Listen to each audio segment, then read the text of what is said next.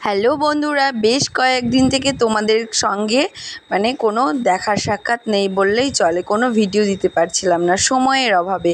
তো এখন দেখতে পাচ্ছ যে ওয়াশিং মেশিনের ফিল্টারটাকে চেঞ্জ করা হচ্ছে, আয়রন গার্ডটাকে চেঞ্জ করা হচ্ছে।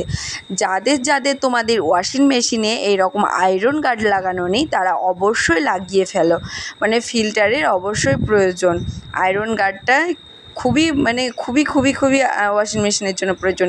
দেখতে পাচ্ছ আমার হাতে জাস্ট আমি ধরে নিয়ে আসলাম, সেই জন্যই ধরা মাত্রই এতটা পরিমাণে আয়রন ধরেছে আমার হাতে।